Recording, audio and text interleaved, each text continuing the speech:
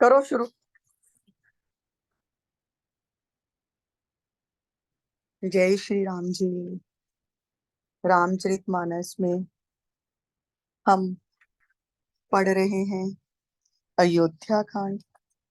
और उसमें हम पहुंचे हुए हैं कि कई ने राजा से वर मांग लिए हैं। दोनों वर मांगे हैं, भरत को वनवास और राम को राज तिलक। और कैसी कैसी उदाहरणें देकर के कई ने राजा को समझाने की कोशिश की है कि देना है वरदान तो दीजिए, और नहीं तो अपने धर्म से हट जाइए। 30 दोहे से आगे आज हम शुरू करेंगे। धर्म धुरंधर धीर धर, नयन उघारे राय। सिर धुन लीनी उसास अस, मारस मोहे कुठाई। सियावर राम जय जय राम, मेरे मन बसियो सीताराम। आगे दीख जरत रिस भारी, मनहु रोष तरवारी उघारी। मुठी कुबुद्धि धार निठुराई, धरि कुबरी सान बनाई। लखि महीप कराल कठोरा, सत्य के जीवन लेहि मोरा।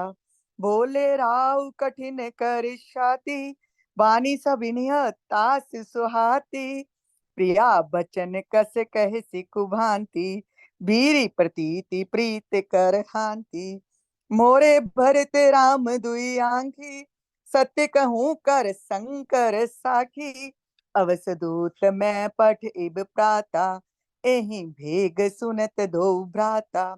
सुदिन सोदि सब साज सजाई, देहु भरत कहूँ राज बनाई। लोभन राम में राज कर, बहुत भरत पर प्रीति। मैं बड़ छोट विचार जिये, करत रह्यो नृप नीति। सियावर राम जय जय राम, मेरे मन बसियो सीताराम। राम सपथ सत्य कहो सुभाऊ, राम मात कुश कहो न काऊ। मैं सब कीन तोहे बिन पूछे, ते ते परयो मनोरथ सूझे। निस परिहरु अब मंगल साजू, कछ दिन गए भरत जुवराजू। एक बात मोहे दुख लागा, भर दूसर असमंजस मांगा। अजूर दे जरत ते ही आंचा, रिस परिहास की सांचे हो सांचा। कहू तज रोष राम अपराधु, सब कहू कयो राम सुठी साधु। तू सराहस करस सनेहु, अब सुन मोहि भयो संदेहु। जास सुभाउ अरहि अनुकूला, सो किम करे मात प्रतिकूला। प्रिया हास रिस पर हरी, मांग विचार विवेक। जय देखो अब नयन भर, भरत राज अभिषेक। सियावर राम जय जय राम, मेरे मन बसियो सीताराम।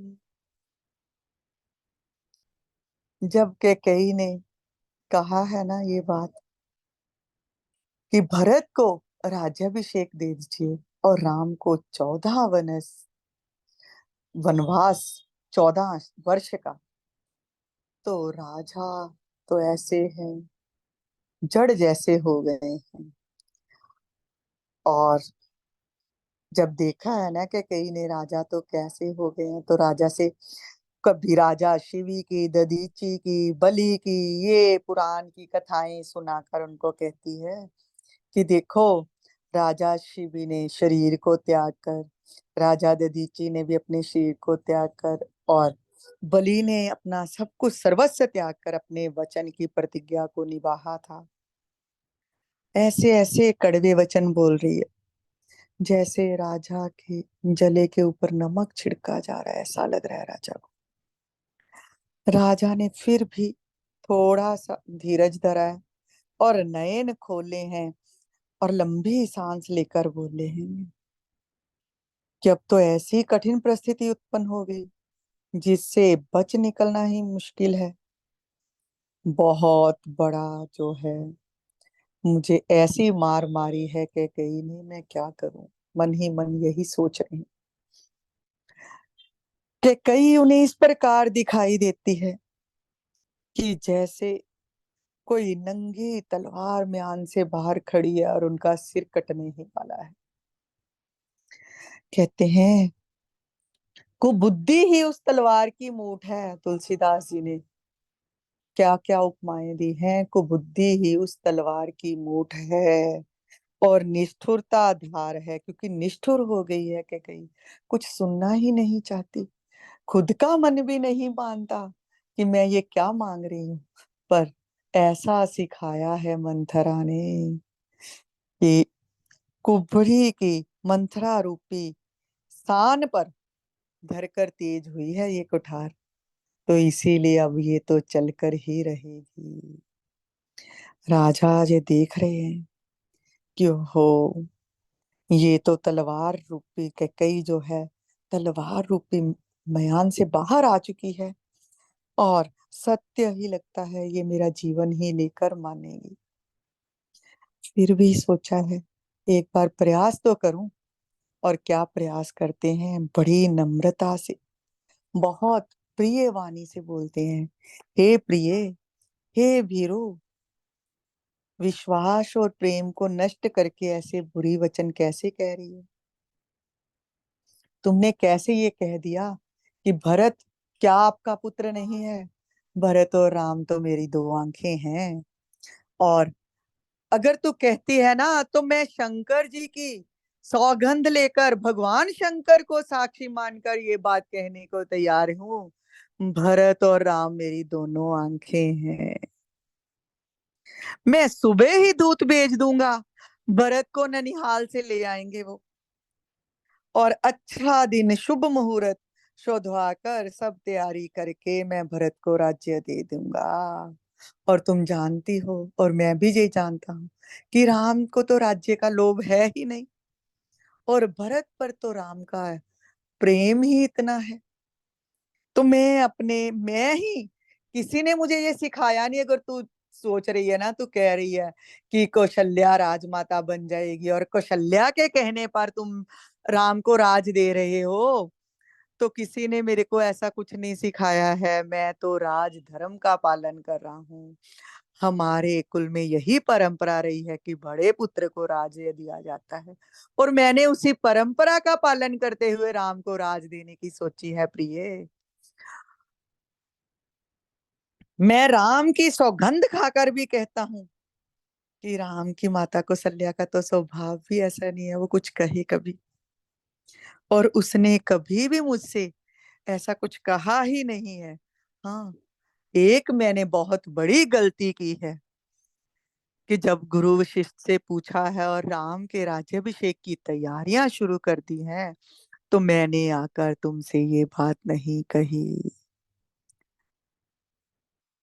अब क्रोध छोड़ दे, मुझे लग रहा है। और फिर से बहुत मतलब प्रेम प्रेम से सोच रहे हैं कैसे भी मान जाए।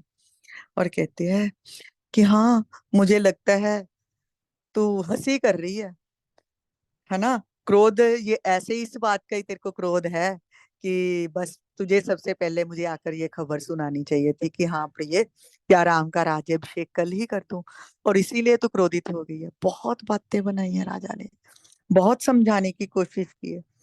क्रोध छोड़ दे अब और मंगल साध सजा ले। कुछ ही दिनों बाद अब मैं भरत को युवराज पद दे दूंगा।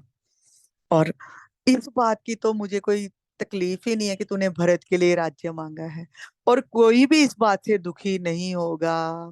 कौशल्या को भी इस बात की प्रसन्नता होगी, और राम तो, उनको तो राज्य का मोह है ही नहीं। भरत को युवराज पद जल्द ही दे दिया जाएगा। पर एक बात है, तूने जो दूसरा वरदान मांगा ना, वो बड़ा अड़चन वाला मांग लिया। तू ठिठोली तो नहीं कर रही, हंसी तो नहीं कर रही, ये तो नहीं देख रही कि राजा क्या कहता है इस बात पर। मुझे तो लग रहा है तू हंसी ठिठोली कर रही है। जा, क्रोध में सच में ही तूने ये वरदान मांगे हैं।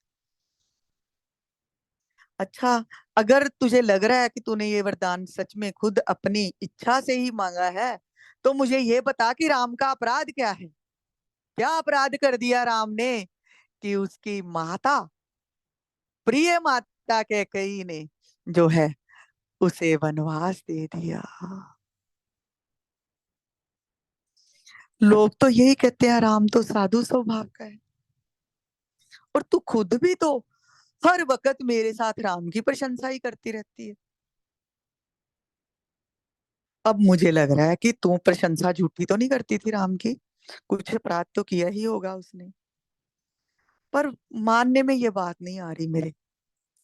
जिसका स्वभाव शत्रु को भी अनुकूल है, मतलब जिसके जो शत्रु है ना, उससे भी पूछो जाकर राम ने कुछ किया है गलत, तो वो भी कहते हैं कि नहीं, राम ने कुछ गलत नहीं किया। तो फिर वो माता के प्रति क्या अपराध कर दिया उसने, जो तू उसे राज से निकाला देना चाहती है।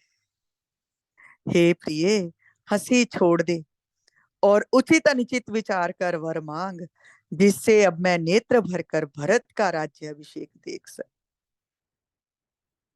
बहुत दुखी है राजा, फिर भी अपने हृदय पर पत्थर रखकर ना रानी को नीति पूर्वक समझाने की कोशिश कर रहे हैं। क्या कैसा दुखी है, कैसे राजा की दशा है। तुलसीदास जी कैसे बखान कर रहे हैं राजा की दशा का। जिए मीन बर बारी बिहीना, मनि फिन फनिक जिए दुख दीना। कहूँ सुभाव न शल मन माही, जीवन मोर राम बिन नाही। समुझी देख जिए प्रिया प्रवीना, जीवन राम दरस आदीना। सुनि मृद बचन कुमति अति जरी, मनो अनल आहुति घृत पर ही। कही करो किन कोटि उपाया, इहा न लागही राउरी माया। देहु के लेहो अजस कर नाई, मोहे न बहुत पर पंच सुहाई।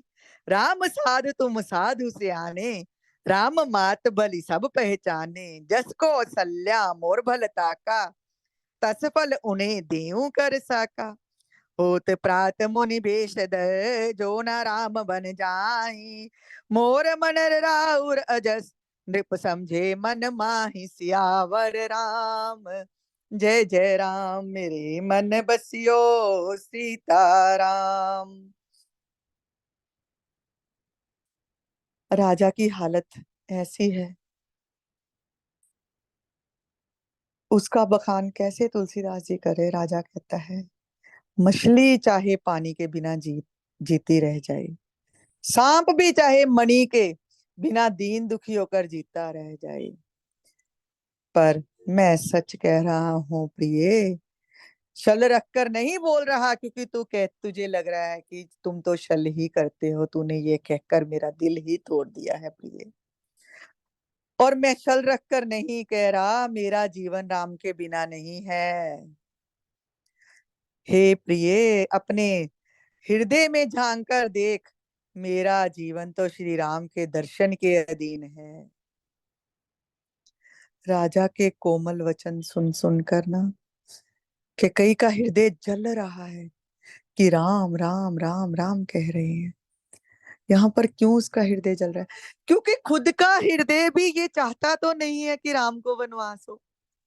ये तो माँ सरस्वती विराजमान हो गई हैं मंथरा की बुद्धि के सहारे कैकेयी के जीवा पर, और वही वनवास के लिए बार बार बार बार प्रेरित कर रही हैं। और अंदर से हृदय जल भी रहा है। और जब राम नाम लेते हैं तो हृदय अंदर से एकदम से बोल उठता है, माँ माँ। और कैकेयी उस आवाज को सुनना ही नहीं चाहती, तो इसीलिए लिखा है कि दुर्बुद्धि कैकेयी जल रही है।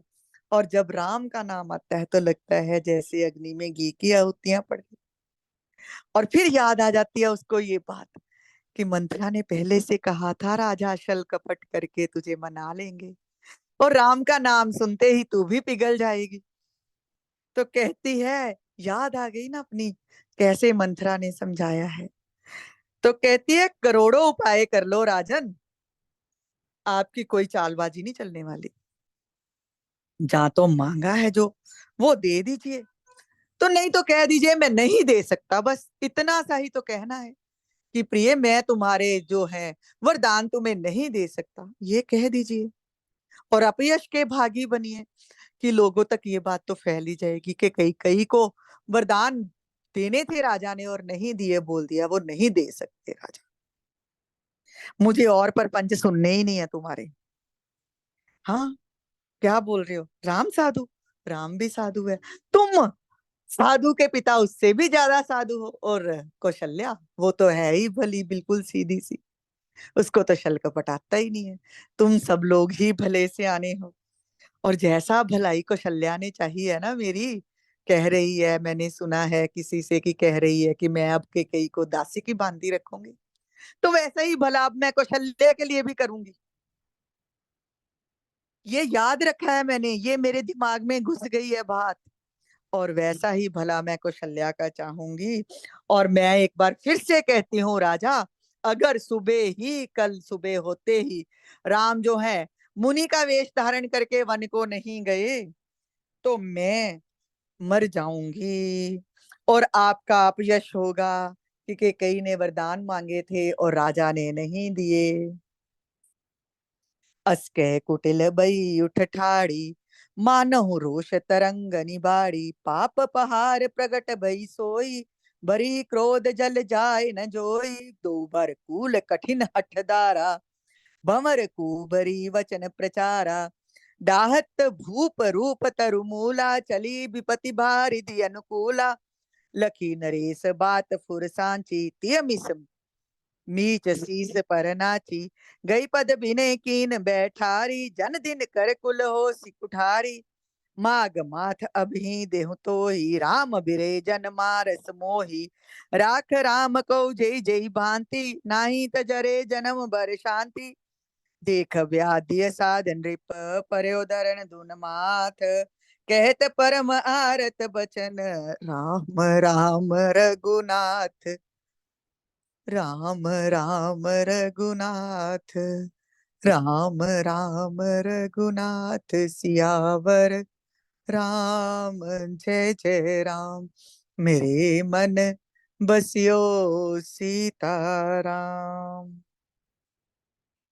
व्याकुल राव शिथिल सब गाता, कर्ण कलप तरु मनहु निपाता, कंठ सूख मुख आव न बानी, न पाठीन दीन बिन पानी, पुण्य कह कटु कठोर कह के, मनो गाय महु माहुर दे, जो अंतहु अस कर तब रहियो, माग माग तुम के बल कहियो, दुई की होई एक समय बुआला, हसब ठठाई फुलाऊ बघाला, दानी कहोब अर कृपनाई, होई की खेम कुशल राउताई, छाड़ो बचन के धीरज धरहु, जनि अबला जिमि करना करहु, तनतीय तनय धाम धन धरणी, सत्य संध कहूँ तृण सम भरणी, मरम बचन सुनि राउ कह, कहु कुश दोष न तोर, लाग्यो तो ही पिसाच जिमी, कालु कहावत मोर, सियावर राम जय जय राम,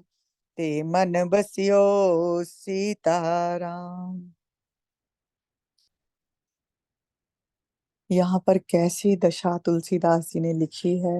और सरस्वती जी कहते हैं ना, जब देवताओं की बात नहीं मान रही थी सरस्वती की, मैं ऐसा जाकर नहीं करूंगी, तो देवताओं ने क्या कहा था कि माँ, आनंद के लिए तो उपमाएं जो हैं कवियों को ढूंढनी बहुत मुश्किल लगती, पर जब राम वन में जाएंगे तो देखना कैसी कैसी उपमाएं कवि ढूंढ ढूंढ कर कैकई को देते हैं, और कैसे कैसे जो है नए नए शब्द गढ़े जाते हैं। तो इसी बात पर सरस्वती मानी थी ये कहने के लिए। और यहाँ पर वैसी ही उपमाएं जो हैं तुलसीदास जी ने कितनी दी हैं। जब कैकई ने बोला है ना कि सुबह ही, ये भी नहीं बोला कि समय लगेगा, सुबह ही राम वन में जाएंगे तो मैं जीती रहूंगी, नहीं तो मैं मर जाऊंगी और राजा तुम्हारा अपयश होगा। तो ऐसा कह कर के कई उठ पड़ी।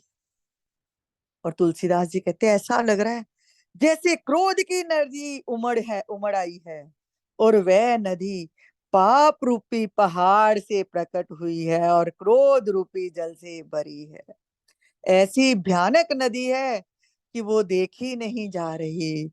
और दोनों वरदान जो हैं उस नदी के किनारे हैं, और कैकई का कठिन हठी उस नदी की तीव्र धारा है, और कुबरी मंत्रा के वचनों की जो प्रेरणा है वह उस क्रोध रूपी नदी के भंवर हैं, और राजा उन भंवरों में फंस गया है।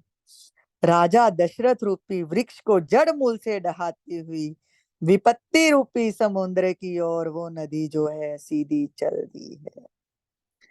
राजा को अब पहले तो लग रहा था कि ऐसे ही झूठा क्रोध दिखा रही है या ऐसे ही कह रही है, मैं मनाऊंगा तो कैकेयी मान जाएगी, और कहीं कहीं ना कहीं तो मेरी बात का प्रभाव पड़ेगा ही। पर अब दिखा है कि नहीं, ये तो वास्तव में ही सच्ची बात है, और मेरी पत्नी के बहाने ही मेरी मृत्यु मेरे सिर पर नाच रही है। और राजा को अब याद आ गया है वो श्राप जो श्रवण कुमार के माता पिता ने दिया था कि राजा, पुत्र वियोग के कारण ही तेरी मृत्यु होगी। राजा ने चरण पकड़ लिए हैं कैकेयी के, बिठाया है और विनती की है, तू सूर्य कुल रूपी वृक्ष के लिए कुल्हाड़ी मत बन, तू मेरा मस्तक मांग ले, मैं तुझे दे दूंगा, पर राम के विरह में मुझे मत मार। जिस किसी प्रकार से हो तू राम को रख ले, नहीं तो जितना भी मेरा जन्म बचा है तब तक मेरी छाती जलती ही रहेगी, मैं जल जाऊंगा राम के वियोग में। और देख रहे हैं कि ये तो सुनती ही नहीं। हा राम, हा राम, हा राम, हा राम कहते कहते सिर पटक कर जमीन पर गिर पड़े हैं राजा, व्याकुल हो उठे हैं। याद आ रहा है वो श्राप, कैसे श्रवण के माता पिता ने अपने प्राण त्यागे थे अपने पुत्र के वियोग में, और राजा का सारा शरीर जो है शिथिल पड़ गया है। ऐसा लग रहा है हथिनी ने कल्प वृक्ष को उखाड़ कर फेंक दिया है, कंठ सूख गया है राजा का, मुख से बात नहीं निकलती। और ऐसा लग रहा है जैसे पहिना मछली है ना, वो पानी के बिना तड़प रही है। कैकेयी ने ये देखा है कि राजा फिर से गिर पड़े हैं, पर ये लग पता ही नहीं उसको, दिख ही नहीं रहा मैं क्या कर रही हूँ। और ऐसा ही मंथरा ने समझाया था, राजा बहुत नाटक करेगा, वो छल करेगा, प्रपंच करेगा, तो तुझे उसके प्रपंच में नहीं फंसना है। और उसे ये राजा का सब जो दुख है प्रपंच ही दिख रहा है, क्योंकि खुद की बुद्धि भी नष्ट हो चुकी है, विवेक मर गया है, अपने खुद की अंतरात्मा की ही नहीं सुनना चाहती वो, ऐसी पट्टी पड़ाई है कुबड़ी ने उसको। तो कड़वे और कठोर वचन जो हैं ढूंढ ढूंढ के बोल रही, कहती है ऐसा ही करना था, ऐसा ही करना था कि मुझे मार दे ये वो, और ऐसी बातें ही करनी थी। राजा तो मांग मांग क्यों बोल रहे थे, कभी खुश होकर कहते हो जो चाहे ले ले, और कभी गाल फुलाकर कहते हो कि तूने ये क्या मांग लिया, दोनों एक साथ नहीं चल सकते। दानी भी कहाना चाहते हो कि राजा दशरथ इतना बड़ा दानी था, जो आया वो मांग के कुछ भी ले गया, और फिर कंजूसी भी करना चाहते हो, मांगने वाले को उसका मनचाहा नहीं दे रहे। तो रजपूती में क्षेम कुशल भी रह सकती है, लड़ाई हो, लड़ाई में जाओ, बहादुरी भी दिखाओ, और सोचो कि कहीं कोई तलवार का घाव भी ना लगे, ऐसा नहीं होता राजा। छोड़ दो अपनी प्रतिज्ञा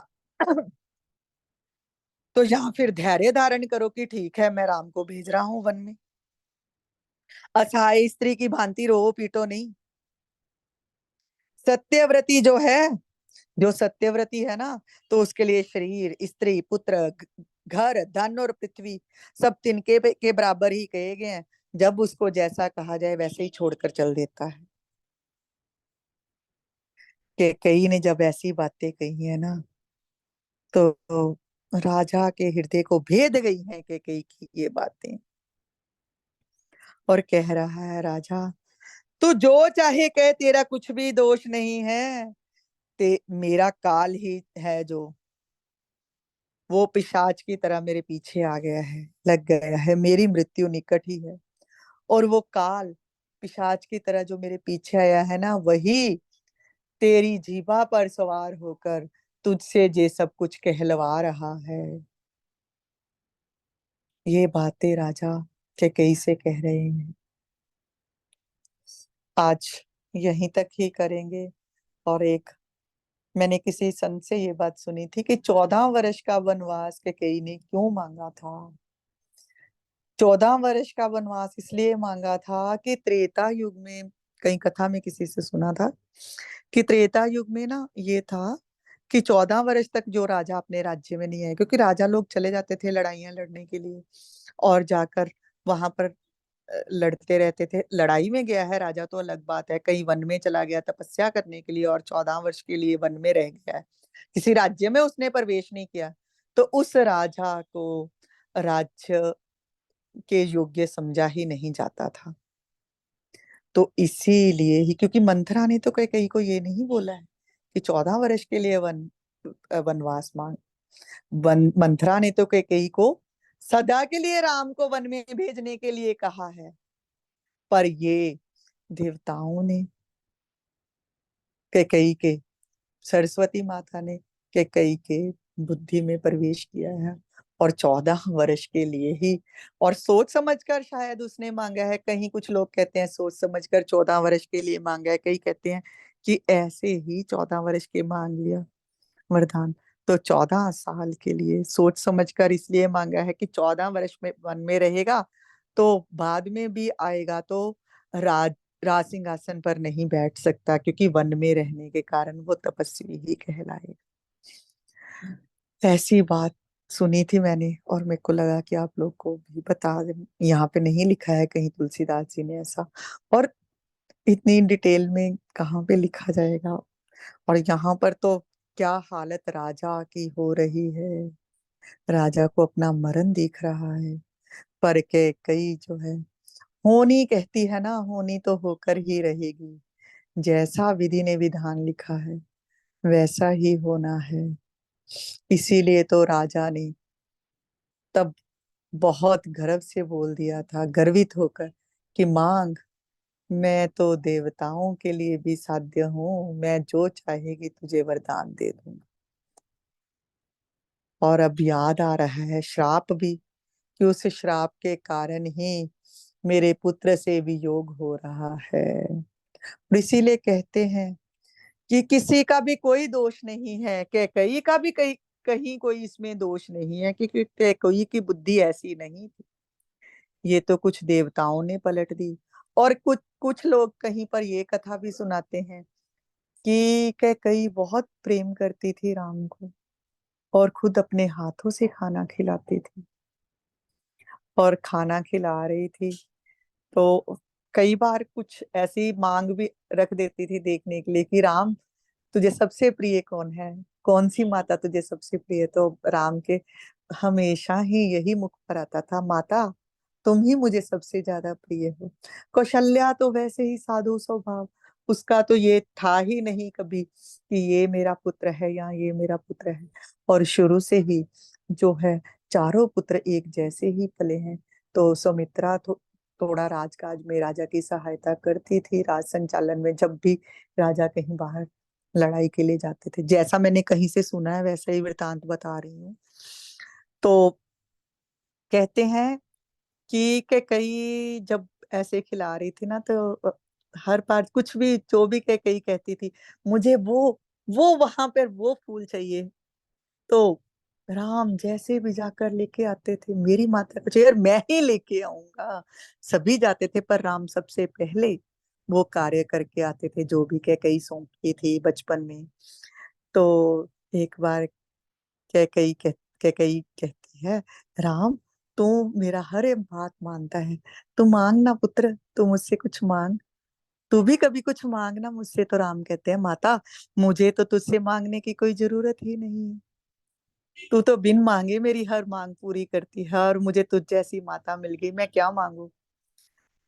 तो कैकई कहती है, अच्छा पुत्र, जब भी तेरा दिल हो तो मुझसे कुछ मांग लेना। और कहते हैं जब राज तिलक के लिए यहाँ पर वशिष्ठ जी बोल कर गए हैं ना राम को कि राम तुझे सुबह राज तिलक मिलेगा, और यहाँ पर हमने पढ़ा भी है पीछे कि सीता के साथ बात करते हैं राम पहले कि मेरा दाहिने अंग फड़क, मतलब मेरे मंगल अंग फड़क रहे हैं। सीता कहती मुझे भी, और मुझे हम लोग को लग रहा, उन लोगों को लग रहा था कि भरत जी वापस आने वाले हैं। प्रेम बहुत था ना उनका भरत के साथ, तो इसीलिए ये मंगल अंग जो फड़क कर उनके आने के शुभ आगमन की जो है सूचना दे रहे हैं। और तभी गुरु वशिष्ठ जी ने आकर बोल दिया राम तुम्हें सुबह राज तिलक दिया जाए। और राम एकदम से सीता से दुखी हृदय से कहते हैं ना, चारों भाई इकट्ठे पले और राम राज तिलक जो है मुझे अकेले को मिलेगा, इसलिए कि मैं बड़ा हूं। किसी और बात के लिए मिलता तो अलग बात थी, इसीलिए कि मैं बड़ा हूं तो मुझे राज तिलक, ये मुझे बात कोई हमारे कुल में अच्छी नहीं लगी। और कुछ कुछ संत कहते हैं कि राम गए हैं उसी समय माता कैकेयी के पास, और उनसे कहते हैं माता तूने मुझे बोला था ना तू मांग कुछ, और आज मैं मांगने आया हूं तुझसे। तो कैकेयी के तो हृदय में ही राम बसते थे। तो कैकेयी कहती है पुत्र मांग क्या चाहिए, तूने आज मुझसे कहा है। तो राम कहते हैं पहले माता मेरी सौगंध ले, जो मैं मांगूंगा तू मुझे देगी। माता कहती है पुत्र मुझे तेरी सौगंध लेने की जरूरत है क्या, तू जो मांगेगा मैं दूंगी। कहते हैं नहीं, पहले तू ये कह। जब माता सौगंध लेती है तो कहते हैं माँ मैं नहीं चाहता ये राज्य करना, और मुझे पता है जैसे भी तू मना सकती है तू पिता को मना कर मुझे इस राज्य से अच्युत करवा दे, मैं राज्य नहीं करना चाहता।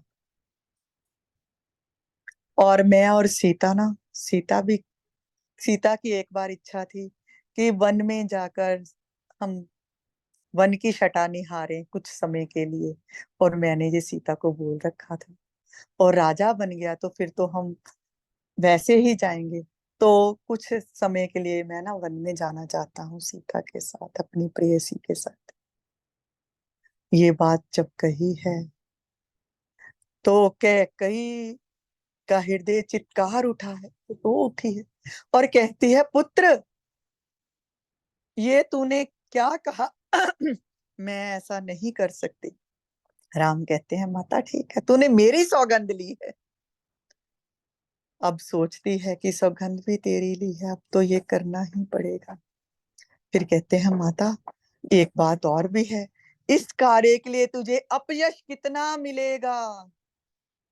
कहती है पुत्र तेरे लिए, तू मुझे इतना प्रिय है कि तेरे लिए मैं कुछ भी करने को तैयार हूं। और कहते हैं कि मंथरा की तो बुद्धि फेर कर वो गई थी सरस्वती। कैकेयी ने तो राम के लिए ही, राम के कहने पर ये दो वरदान मांगे थे राजा से। आगे राम की राम ही जाने। ये तो मैंने जो जैसे किसी कथा में कहीं से सुना था संतों के मुख से, और मुझे लगा ये बात भी हम लोगों को पता होनी चाहिए कि कैकेयी के ही नाम किसी का भी नाम लग जाता है, जो विधि ने लिखा है जैसा प्रभु ने चाहा है वैसा ही होना है। तो इसीलिए कहते हैं ना पुराने जो कर्म संचित हैं उनको निभाओ और नए मत बनाओ, क्योंकि कोई आपको आकर कुछ कहता है तो उसको दोषी मत मानो, ये तुम्हारे लिखा ही हुआ था, तुम्हारी जिंदगी में ऐसा ही होना था, प्रभु ने उसको निमित्त बनाकर भेजा है।